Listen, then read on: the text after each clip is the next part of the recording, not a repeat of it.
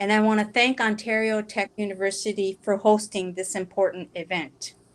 But before we start, I have to go over some brief technology details. First of all, the video, microphone, and exit buttons in your toolbar are at the bottom of the screen. Please keep your microphone and camera off throughout the session to limit background noise and technical disruptions because too many cameras can sometimes slow down our bandwidth. Questions can be submitted through the anonymous question form available in the Continuous Learning Special Events page, and the link has been provided in the chat of this event. And we will be checking this form periodically for questions. The session will be recorded and will be posted on the Continuous Learning Special Event page sometime in the next few days. But before we start, I would like to do the land acknowledgement for the university. Ontario Tech University acknowledges the lands and people of the Mississaugas of Scugog Island Nation.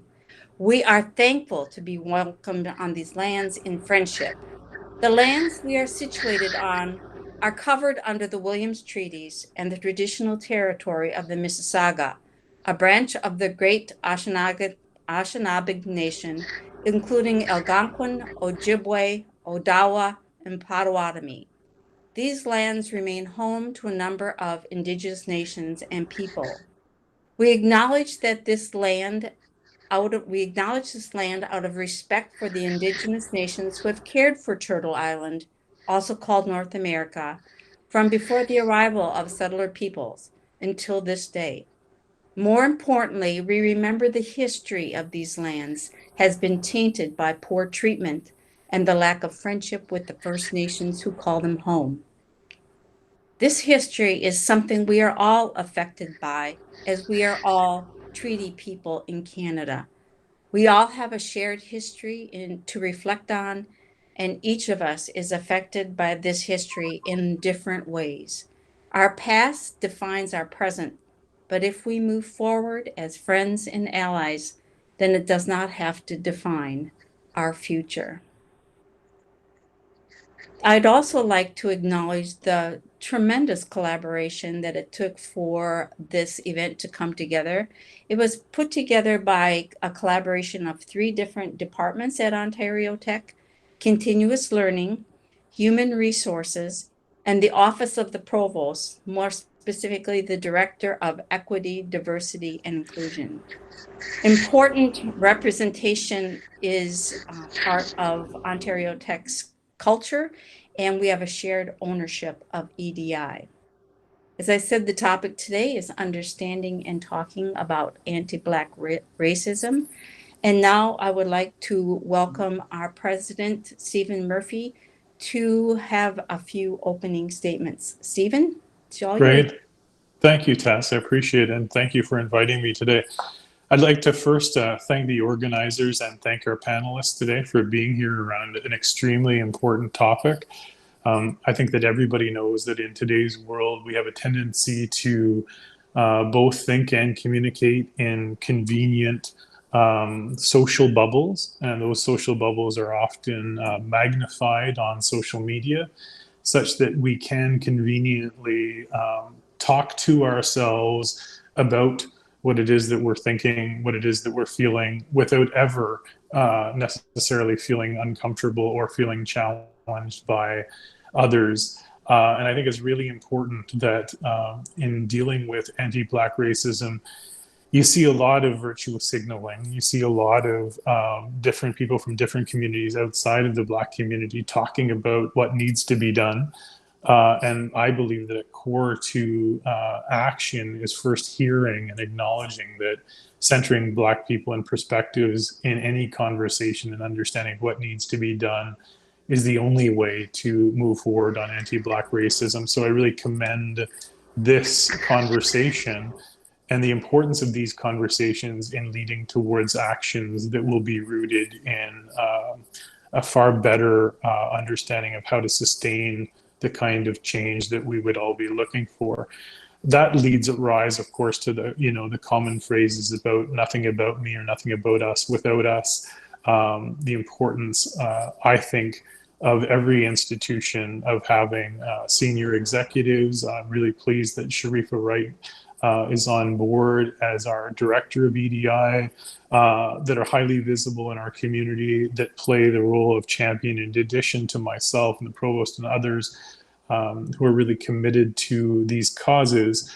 And that investments in institutional change are a really important way of signaling the importance of structural change, both in an organization and in society. I think everybody realized that change isn't going to happen overnight around a systemic issue that's as deep as anti-Black racism, but people do expect our leaders to step up to the plate and A, make themselves educated, and B, take appropriate action in conjunction with the input of communities around how to best address long-standing and in some cases very systemic issues that will take longer to get at.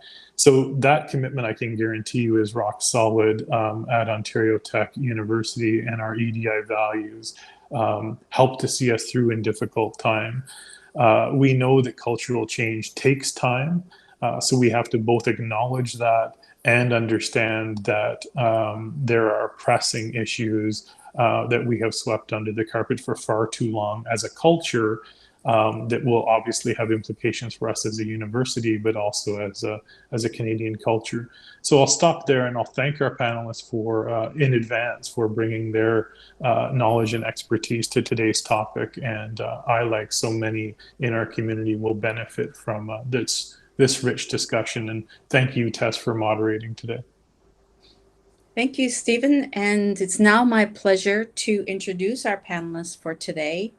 Our first panelist is Shailene Pinello. She's a local activist who works on anti-Black racism in not only in the Durham region, but throughout Canada. And next is the director of the diversity, I always get it wrong, equity and inclusion, Sharifa Wright. And she is the director of equity, diversity, and inclusive engagement at Ontario Tech. My name is Dr. Tess Pierce, and I am an associate professor in communication and digital media studies here at Ontario Tech. And now I want to turn it over to our panelists. The structure of this event is a presentation from the panelists with about a 20-minute Q&A session at the end.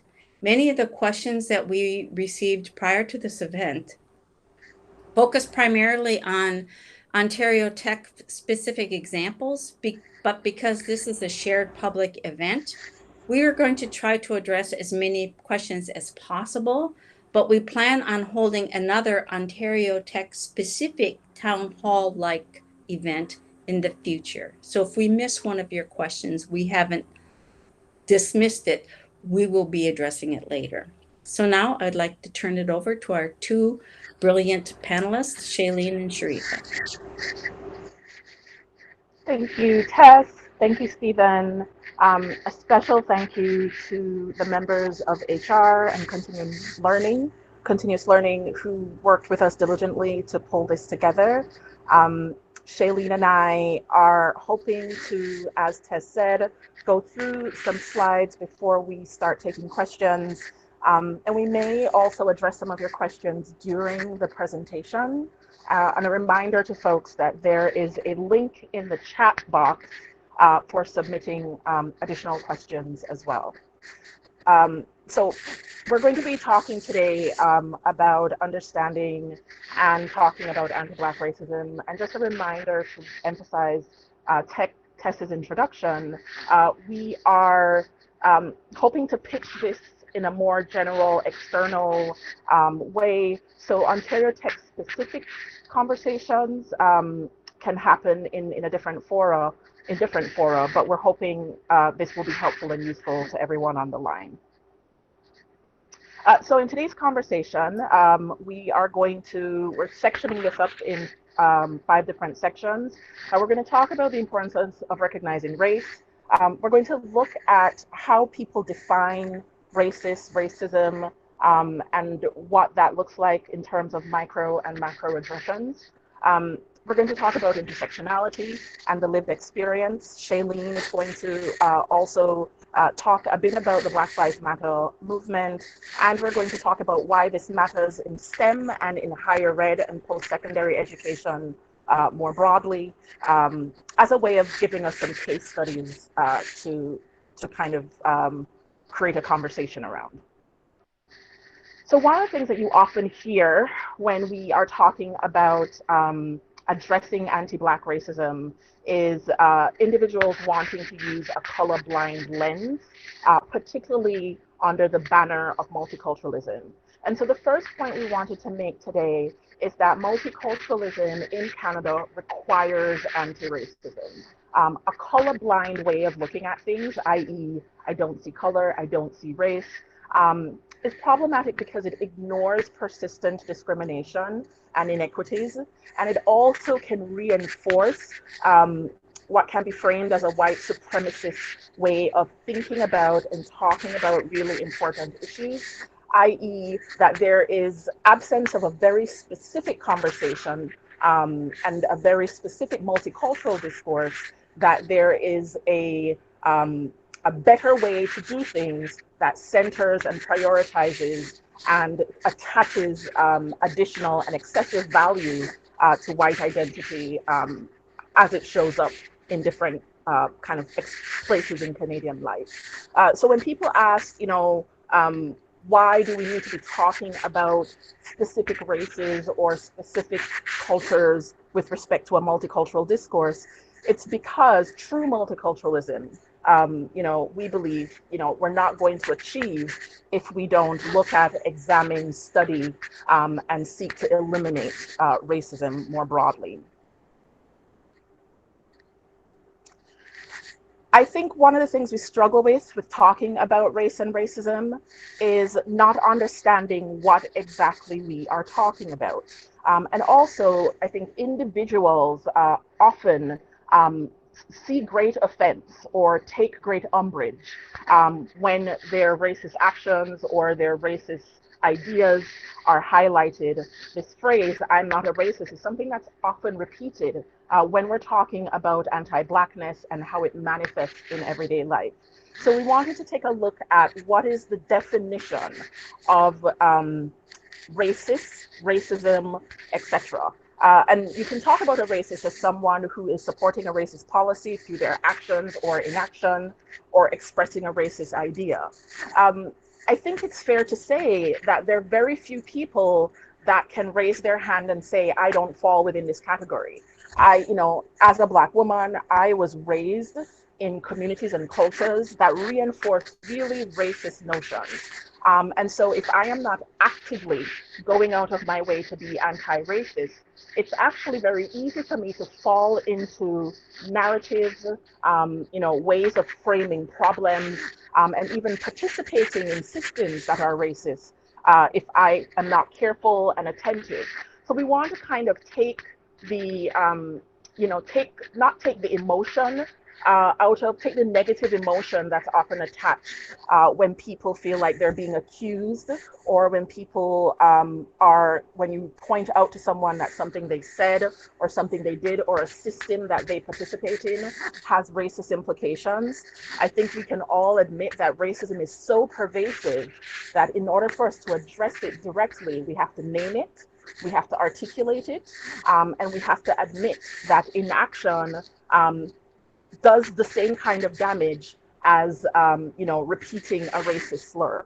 And so we really need to be, I think, intentional individually, but also systemically around dealing with this. Someone had raised a question about what is the difference between being racist and repeating or conforming to cultural stereotypes. And there are overlapping things. There are things that are specifically anti-Black that are attached to negative cultural stereotypes. And I think if we repeat negative cultural stereotypes, and if we behave and act in ways that perpetuate thinking that falls in line with negative cultural stereotypes, I think we all can admit that stereotypes are not useful or helpful. They generalize things that are often not grounded in data, not grounded in fact. So to this question of what's the difference between racism and cultural stereotyping, I think they're overlapping frameworks, and racist thinking can lead to cultural stereotyping. Cultural stereotyping can lead to racist actions. So we want to be careful about how those things interact. I think something that's again thrown around often is microaggressions, macroaggressions. What are the differences? What do those mean?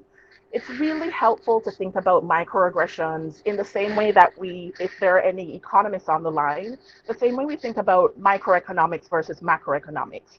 It's not that one is less important than the other.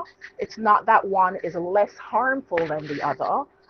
It's really that they pay attention to different types of behaviors. Microaggressions you can think of personal interactions, individual or business level decision making. Macro level macroaggressions, I think, can point to systemic, structural, institutional decision making. So we have some examples up here. And microaggressions can look like someone saying to a Black professor, "You don't look like a professor." Now, in that particular statement, oftentimes there is nothing specific, there's no slur used, there's nothing specific about Blackness that's stated. But the assumption here is to erase the experiences of Black people who are professors. To say to someone, "You don't look like a professor," is an implication that, well, I don't think about Black people as professors. That is a microaggression. Another example is someone may walk up to a Black student and say, "This facility is just for students." The assumption there being that if you carry Black identities, that you are not likely to be a student. Another microaggression that's often thrown about when we talk about the differences in employment statistics, for example, for Black Canadians and Black Ontarians, is why don't they work harder? So this idea that functions at a macro level, but is brought down to a personal level. I know one person that worked really hard and they were able to, overcome. So why can't all Black people do that? Is how you bring structural, macro-aggressive systems and bring it down to the personal level as accusations around individual behaviors. Again, macro-aggressive structures, systemic structural structures, look like algorithms that attach particular racial identity to risk factors. So this is an example. There are credit scoring algorithms that are used all over the world, some in the United States more specifically, that identify Black people as high-risk borrowers by default. Heavier policing in Black neighborhoods.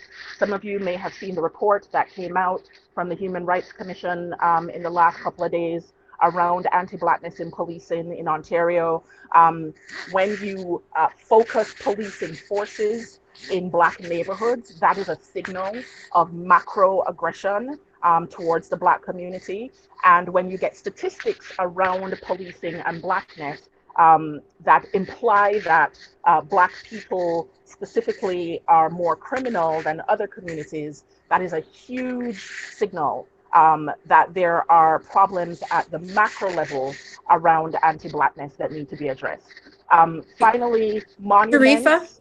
Sharifa, Yes. can I just interrupt a little bit? I think we're getting some feedback from your microphone, so it is. Are you not? Is it what? How about this? Is this better? It seems better now. Yes. There you go. Sorry. No, thank you Just so much. a little background noise coming. Yeah, I think it may be the airco, so I'm going to turn that off. Okay. Finally, another way of thinking about macroaggression is monuments that celebrate colonial violence. I think the importance of thinking of the intersections between anti-Blackness and colonial violence is really important.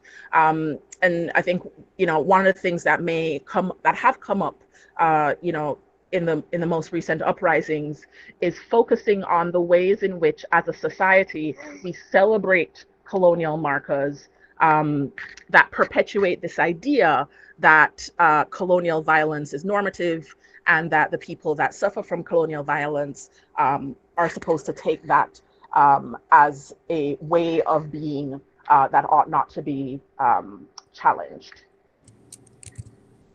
So Shailene is going to take take a few minutes to talk about intersectionality and the lived experience. Okay, good morning, everyone. Thank you so much for being here this morning. My name is Shailene. So to carry right on with where we were at, we wanted to talk a little bit about what about intersectionality in the lived experiences of people, whether it be Black identifying people or just about anyone in our communities.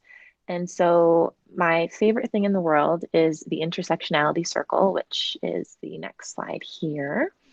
And thank you, Sharifa.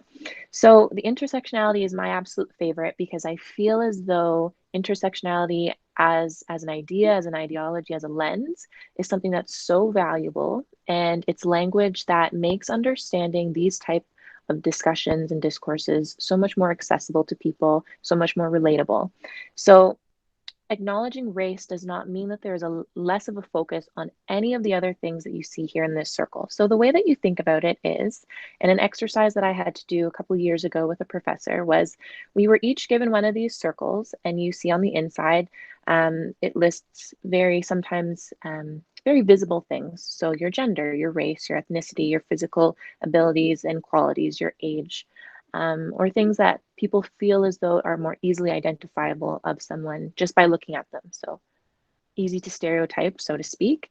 And then on the outside, you see some other things: job level, thinking styles, geographic location, etc. What these do is when you reflect on your own identity and you sort of break yourself down into these pie pieces and you state sort of where you're at with things, you understand that your intersectionality circle, or your pie rather, looks very different than someone else's. Now, why is this important? It's important because stereotyping and generalizations are very dangerous things. We think that all Black people will have had the same experience, or we say things like, Sharifa had mentioned before about, well, why don't they just work harder? Not understanding that there's so many other intersections and contributors to what makes a person themselves, what sort of struggles, trials, tribulations, and triumphs that they've had in their lifetime, and how that's going to change the way that they see and experience the world. And when I'm talking to younger people about this, I find the easiest way to explain it is when you take a photo and you go to upload it on Instagram, and you have a plethora of filters that you can throw on that photo that will change the qualities of that image and will change how your followers perceive it. That is essentially how your intersectionality circle functions as a lens on your life. Based on all of your characteristics and intersections, you will see and experience things very differently than somebody else who maybe even shares some of these pieces with you or don't at all. So this is really important to keep in mind because, and if we go to the next slide here, if we're not intersectional in the way that we think, if we're not intersectional in the way that we, critique and create policy procedures and practices for our institutions, our communities, our world, those who are most vulnerable, and by vulnerable, I use that term loosely as well, because those who are most oppressed, right? If we try to change our language from vulnerable to systemically oppressed or oppressed by our societies, then these individuals will fall through the cracks. And when we look at that circle, we see that there's so many avenues of that. And within each piece of that pie, and some that aren't even on there, there are a ranking, like a hierarchy within each society that differs of things that are more privileged to less privileged, somewhere in between. It's very much a spectrum. And it's an ever-changing and ever-evolving thing. So we really do need to pay attention to these lenses. And I encourage people to maybe find an intersectionality circle and try to just fill it out or reflect on their own lives and see places where, yeah, okay, I'm privileged maybe in this section, but oh, this section changes how I experience blank, right? So it's just a very introspective way to get an idea of who you are. And then maybe it does open up a whole world of how you understand other people and their experiences and what they bring to discussions in the table. So to lead into the next bit, don't all lives matter? So if we're talking about intersectionality and valuing all of these different pieces, I really want to focus on the relevance of the Black Lives Matter movement in Canada. So specifically, as of late, there's been lots of discourse and discussion around, well, America is so much worse than Canada is, but that's simply not true. And I do try to dispel that myth on the basis of America seems that way because they have the race-based data, the desegregated data. They also have the news coverage and a much higher population of Black, African, and Caribbean Americans than Canada does. And that doesn't necessarily mean that it's better or worse. It just means that there's more experiences that they have recorded and that they're looking to record. And so when we look at the Black Lives Matter movement, we know that it's aimed at addressing specific micro and macroaggressions, as Sharifa so eloquently outlined, that Black Canadians experience every day. So when we're looking at the employment rates, oh yes, we're on that slide. Okay, perfect. When we're looking at the unemployment rates, so Black Canadians of the 2016 census, so when we're looking at other visible minorities, so these are other people of color, at 5.7 versus people that are not a visible minority at 7.3 versus the Black population. When we're looking at that disparity, we're not saying that the other unemployment rates should be disregarded. We're taking a look at this specifically and we're saying there is a clear distinction here where there is something wrong and we don't know whether it's at the macro or micro level or a combination of both, but there is something wrong here because we know our Black population does not account for that large of a chunk of the population of Canadians that were included in this census. And so when we're talking about all lives matter versus Black Lives Matter, there's been lots of things on social media going around that people may have seen.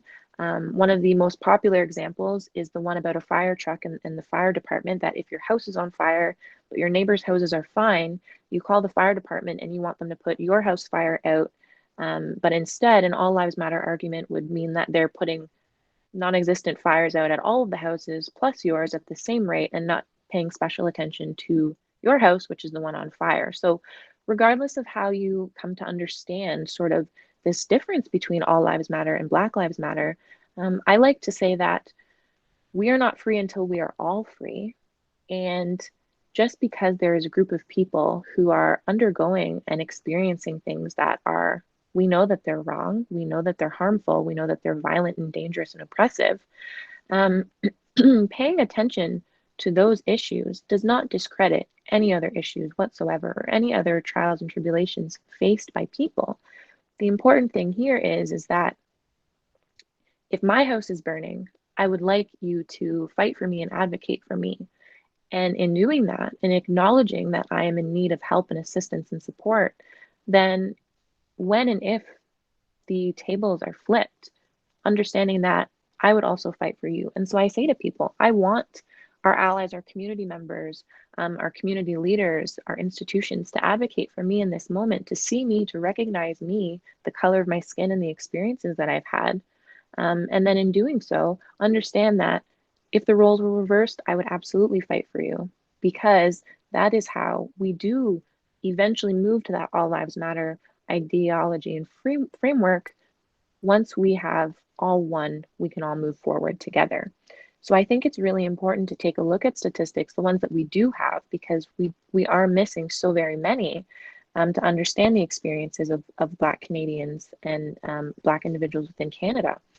And so to move on to that Ontario Human Rights Commission findings, this is very interesting because you can see clearly here the disparity, a very recent disparity, I will say. So not so far back as 2016, but if the Black population makes up 8.8, but we are making up almost the majority of deadly police encounters as well as fatal shootings, and then quite a staggering number of the use of force cases, then what does that say in terms of, you know, police presence in Black communities, or who is being carded, who is being stopped, who is being confronted or watched in a different way, in a different lens than others? And so when we're talking about implicit bias, we're not saying that you know, people who are committing crimes should just be allowed to commit crimes. because of the color of their skin, and we don't want to assume what have you. We're saying that when you stop someone on the street and you're using a uniform or a place of power and privilege as potentially an intimidation factor, and you're present in these spaces to collect these data, to collect these numbers, and to rack up these sort of numbers, of course you're going to see that reflected in the data, but you're not treating every community the same way. And so there are very macro or systemic problems to do with policing in our country, whether it be at the regional level in Durham with the Durham Regional Police, or the provincial level with the OPP, or federally when we look at the RCMP and everyone in between. And so we absolutely have to take a look very carefully at the Black population and how they're being treated and their experiences in Canada. We need to capture that in good qualitative and quantitative data. We have to be open to that. And then we have to be willing to look at it and critique and question why it's happening and what we're going to do about it. So before I hand it back to Sharifa, we're going to briefly talk about why does this matter in STEM? So STEM needs Black participation. And as someone who, holds my undergraduate degree in molecular biology, I was one of the only women, let alone one of the only, I believe, 2 Black women in my entire program. And I went to the University of Toronto, and that program is expanded over, we take students from 3 campuses. So of the thousands and thousands of students who are in the the biology department, being one of the only Black women in that program, I think speaks volumes. And unfortunately, we see it so much. And so we pulled a specific case study here from the U of T MD program, so their medical doctorate program. So in 2017, the University of Toronto implemented the Black Student Application Program. Essentially, this was a stream where if people were applying to the medical doctorate program, they could, if they wanted to, choose to self-identify as a Black student. There's also a similar stream for Indigenous students. One very quick critique that I'd like to dispel is that these students don't have to meet the same requirements, which is not at all true. You do still have to meet the requirements and have competitive applications for these programs, but you can choose to specifically identify so that when you go, if you make it to that interview stage, there are interviewees there from Black community in different capacities to help take a look at that lens that before may have oppressed and led to a reduced number of Black students being admitted into the program at U of T, which is what we saw. This past year, there was 1 Black student that graduated in that graduating class, and she was their valedictorian. So in 2014, 14 Black students were accepted. In 2019, 15 Black students were accepted. And this year in 2020, 24 Black students were accepted. So when we do the math, when we take a look at the admission statistics, on their website, they break down, you can see in this image here, they break down the number of applicants, the number of interviewees, and then the percentage of the male, female, so of the self-identified gender, and then the accepted GPAs. Now, they admit 259 domestic students to the program each and every year. So of the 2018, 2019, and 2020 years, we see that there's 5.4, 5.8, and 9.2% of their cohort respectively for the past 3 years. So we see that increase, which is fantastic. But when we still think about the Black population being 8.8%, now we're starting to get to numbers for this program where we're seeing, 9.2% of that cohort for 2020, so the class of 2024, is just above the percentage of the Black population of Ontario. So I think we're moving towards something that is better, but we have still had to come so far. And it took this specific stream to help start addressing that disparity in representation that we're seeing, not just in STEM, but also in our healthcare systems, where we also see a huge disparity in Black women specifically, medical care, and whether or not they're taken seriously by their medical practitioners that are non-Black when it comes to pain, childbirth, and so on and so forth. So I think these are all really interesting things to keep in mind, because there are so many of these sort of macro issues to address that we just don't have the data for yet. But where we do have the data, it shows us huge disparities. And where we do implement, systems and streams that are a little bit more of that intersectional lens, we do see an improvement in that participation. So, it starts in high schools when we're talking about streaming. The provincial government announced that they want to end streaming in grade 9. But in my opinion, that's not good enough, because after grade 9, you can still be streamed in grade 10. And arguably at the end of grade 10, that's the most important time to be streamed, or the most detrimental time to be streamed, because then you're pushed into that college or university, one or the other framework.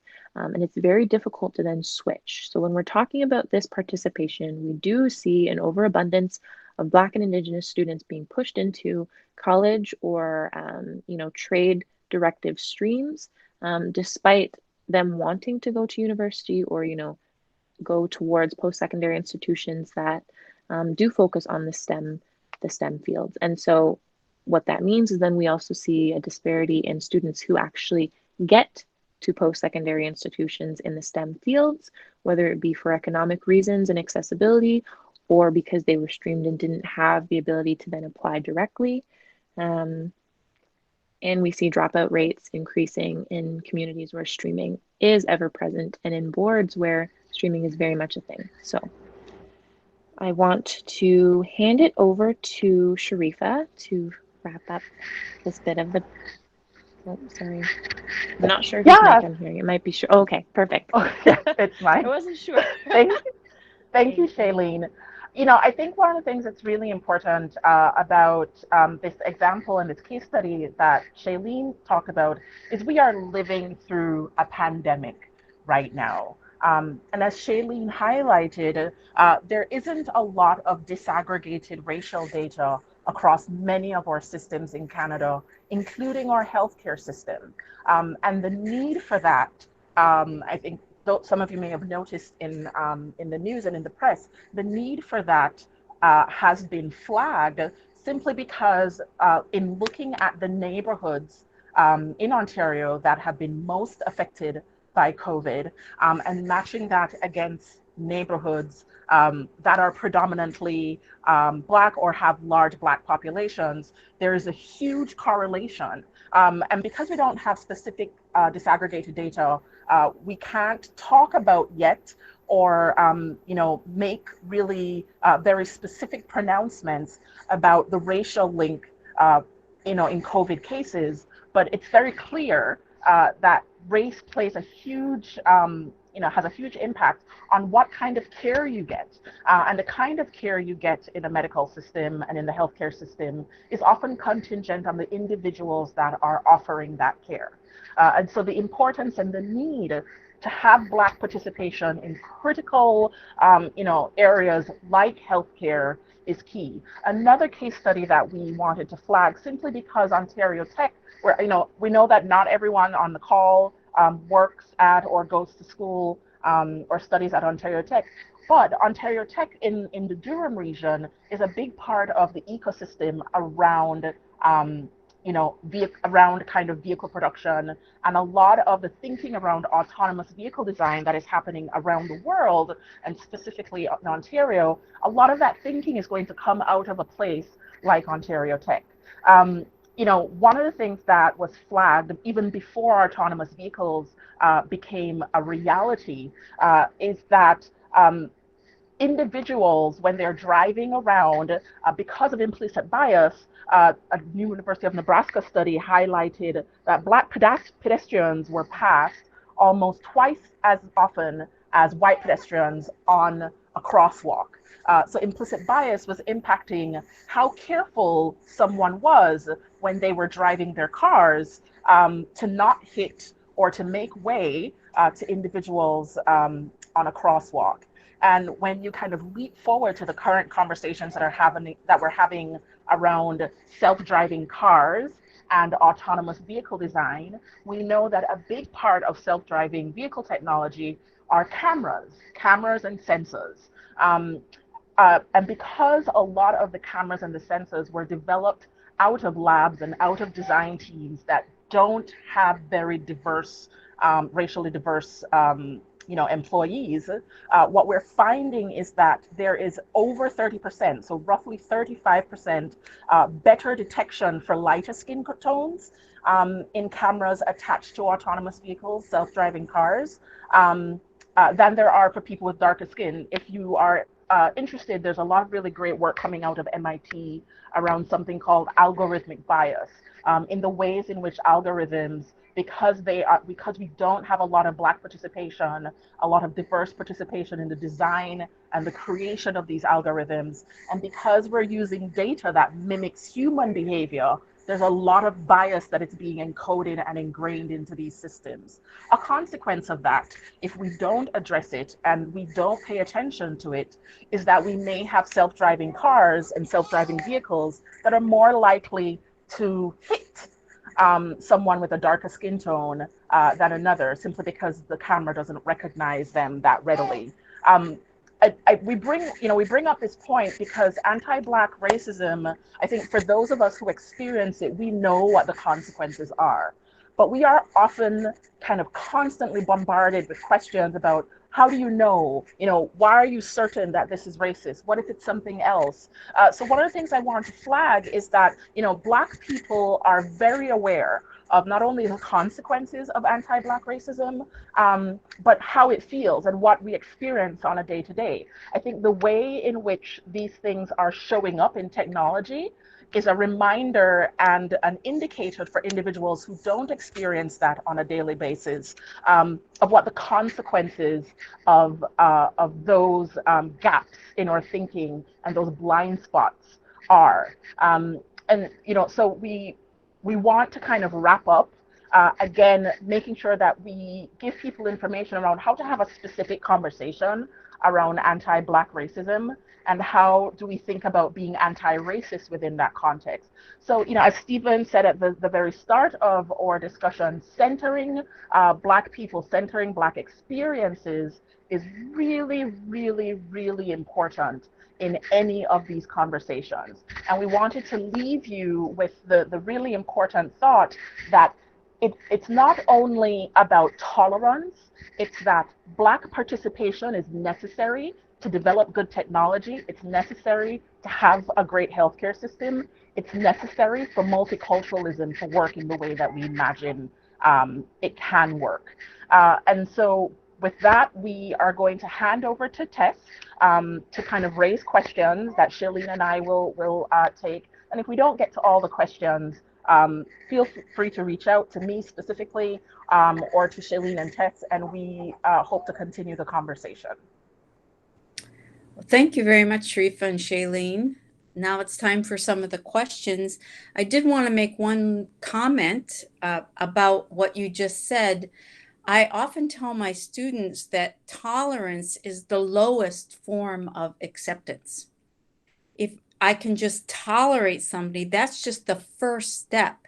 And we have to move beyond plain old tolerance before we can do anything about the systemic racism that we're experiencing in Canada. So I just wanted to add that little bit that I have. We did have a couple of really strong questions that were repeated several times. One of them is important. It says, I do understand that this session is focused on anti-Black racism, but in light of COVID, other people of color, specifically those of Asian heritage, have also faced increased microaggressions. How can we comment on that? I can jump in really quickly. As Shailene highlighted, it is never our intent, or anyone's intent really, to not pay attention to all the different intersections and all the different experiences of discrimination people are having. So this conversation is about anti-Black racism, but we can have another conversation about what it looks like when racism is mapped against not only the Asian experience broadly in Canada, but specific Asian identities dealing with different layers and intersections of discrimination. So what I want to say is, dealing with anti-racism broadly is important, but if we are not specific, we will create gaps. That specificity doesn't say that we can't also talk about anti-racism we can't also talk about racism that targets Asian communities or targets indigenous communities or targets Middle Eastern communities. We need to do all of these things. And I know it can feel overwhelming and difficult because it's not simple, but we have to pay attention to all of these experiences and target them in our kind of anti-racist work. Thank you. This leads to another really strong question. Are there any tools or resources that we can research or implement to be a safe ally, not only at Ontario Tech, but everywhere? Shailene, what do you think? So I think first, because I know different people have different interactions with the word ally, that performative allyship is a very dangerous thing to fall into. And so I think understanding that it is much more than, Blackout Tuesday posting a picture on Instagram, understanding that, and I do believe many people on this call for showing up already have some grasp of that in and of itself is not allyship. There are lots of resources out there, but specifically what needs to be done is, as was mentioned in opening statements, when we are so comfortable in our bubbles that we do not expand outside of them, when we're surrounded by people who think like us, feel like us, share experiences like us, we are not challenged. We often fall into the habit of reading the same sources, the same news, and the same views. And so that is a very dangerous thing. It is great to go outside of your bubble. And I really recommend that people start, looking for these big code words like anti-Black racism in schools, anti-Black racism in policing, anti-Black racism in housing, and read about all of these different instances that have happened historically and that are still happening to this day from sources that they previously would have never.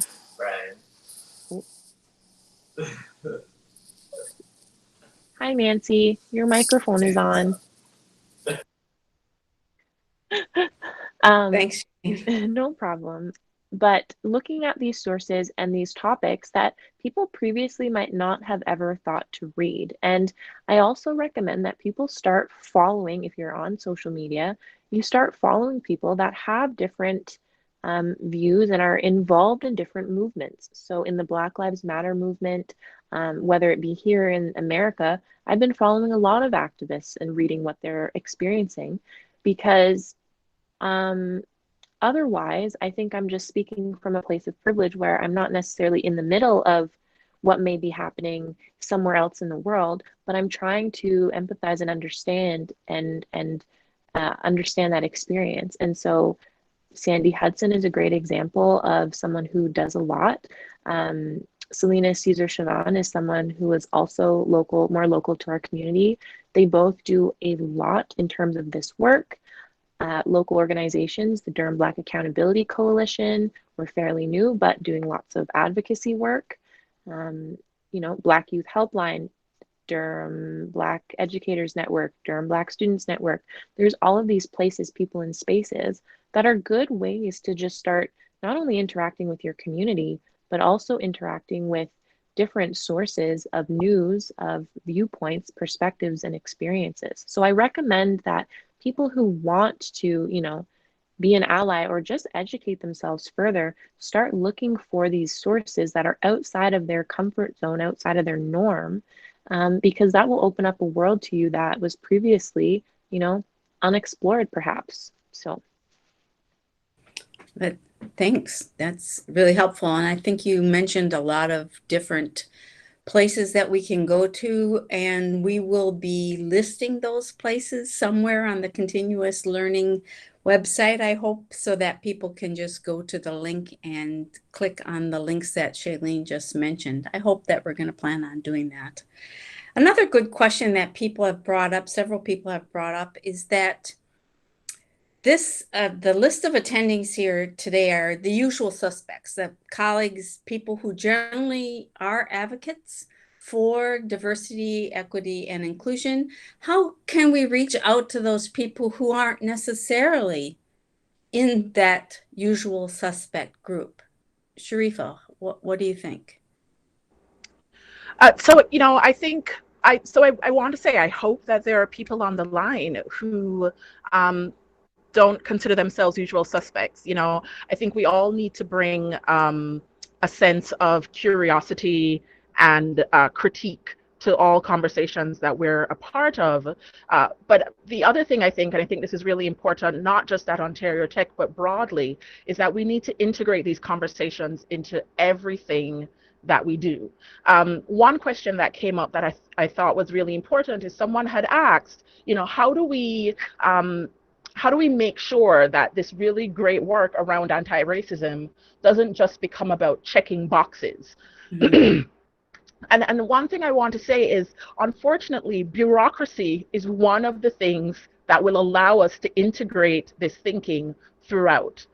So when someone has to do quality control, or someone has to go through a particular system to get their employees hired, or to get funding, to access funding, or to apply for a job, when we make sure that there are steps integrated to ask very specific questions about anti-racism, to ask very specific questions about equity, diversity, and inclusion, those kind of bureaucratic measures are really important to integrating this thinking across all experiences, especially for people who it is not their default because they don't carry some of these identities, or maybe they may be on the very end of the spectrum. They think this is not important and they don't think it is relevant.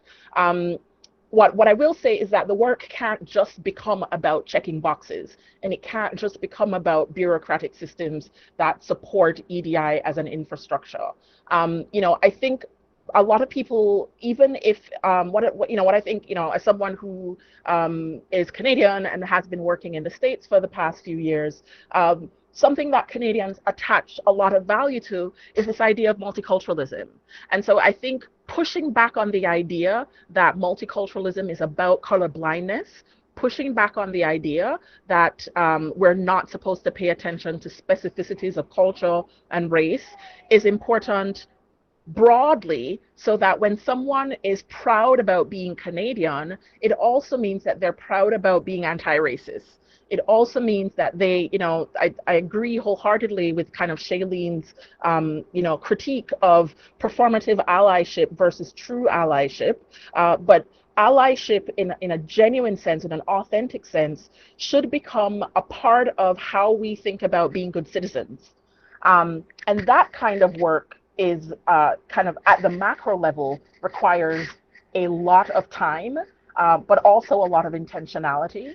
And just to kind of answer another question that you had flagged earlier, Tess, someone had also raised a question of why are we diverting resources and creating these special grants and these special funds just to focus on the Black experience, or focus, on eradicating anti-Blackness. And my response to that is very similar to my response around how do we bring in people who aren't the usual suspects. And it's that we have to do two things at the same time. We have to focus on these communities and give them the attention they need, but also make sure that our broader systems are integrating people who have really strong, aggressive anti-racist values, who making sure that we are hiring and promoting and giving resources to members of the Black community so that they can be a part of these larger infrastructures as well. It's not either or. So it's not, I think, so the Black Canadian, so Advance, which is the kind of music industry coalition that has formulated to support Black people in the music and the arts industry in Canada, that was, in Ontario specifically, that was announced a couple days ago. It's important for something like that to happen, but it is also important for music execs across Canada to make sure that they are supporting Black artists, supporting hiring Black people into that industry very specifically. So I guess my response is we have to do both things. We have to pay attention to the people who are already on board, and want to know how to do this work. And we also have to use kind of wider, broader checks and balances and compliance measures to bring other people on board. I think that you hit it. That's perfectly said. But there was one question that I think can follow up on this. How can we be good allies if we don't get support from perhaps our faculty or our business or our organization? How can we do that if our efforts get shot down? I'll say something very quickly and then I'll hand over to Shalene. This is not easy work. So racism is deep and it is rooted, and so I hear the concern that oftentimes if I raise these things, no one pays attention. When I raise these concerns, it doesn't get the attention that it needs. And apologize to everyone because my daughter is now jumping into the conversation. You may hear her in the background. But I think we need to be consistent, and I think we have to acknowledge, for those of us who have more privilege than others, I think we have to realize that we sometimes need to do more work to protect people who carry these identities that live at the different intersections of oppression. So don't let it always be the Black woman in your organization that is bringing up problems around racism. Don't make it so that it's the one Indigenous person in your organization that is constantly talking about reconciliation.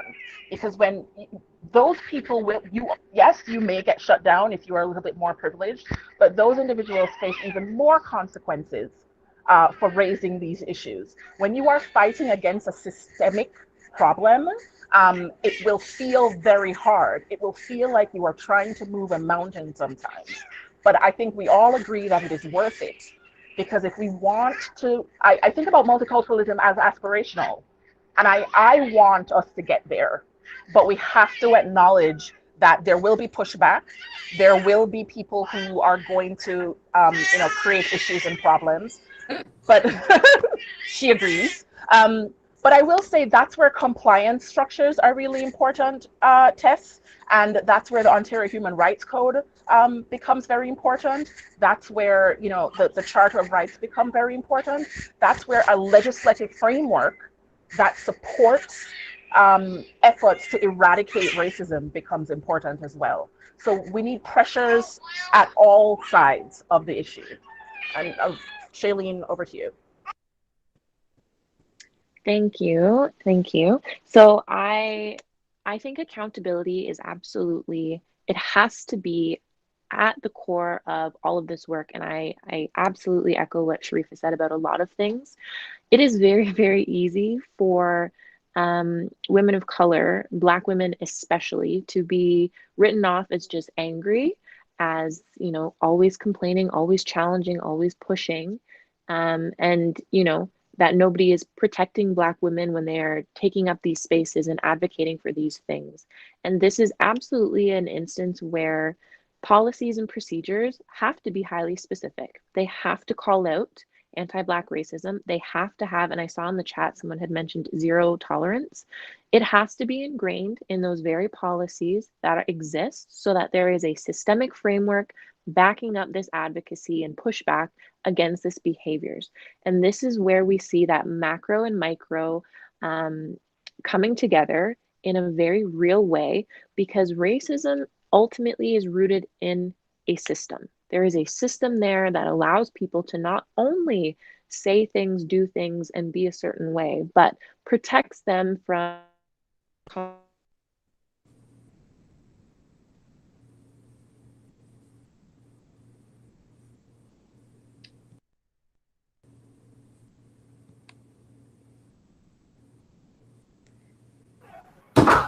We lost your audio, I think, Shailene.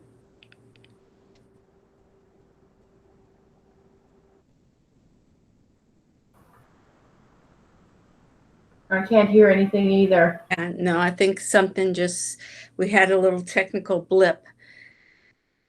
So I apologize, Shailene. It is now 11:59, And there are still lots more questions that people have submitted, and we'll not be able to get to all of these questions Tess, I today. know, Shailene, can you hear us? No, she can't. Because I just wanted to give her the opportunity to repeat the last bit of what she said with the last minute that we have. Yeah.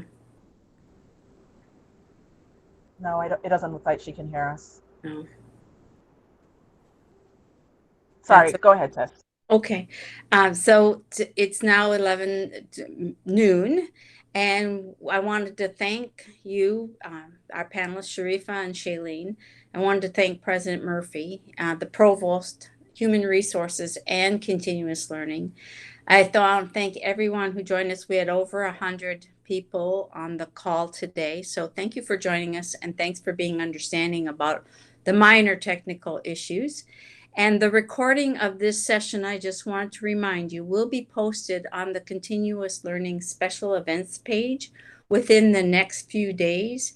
And I will ask Deborah, our tech guru, to send everybody that link once it is available, if that's possible. And I am making note of the different questions, so we will try to address those in our next events. So thank you very much. And now the end of our session has been done. Thank you. Bye-bye. Thank you, Shailene. Thank you, Sharifa. Thank you, Tess. Thank you, Tess. Thank you, Sharifa. Thank you, everyone. We missed your last little bit too. I know, I'm sorry. I'm not sure what happened. My phone half rang and then my audio cut out. Oh. So, sorry. Okay. All right. Maybe it'll show up on the recording. So thank you very much. I really, really appreciate it. Thank you, everyone. Bye-bye.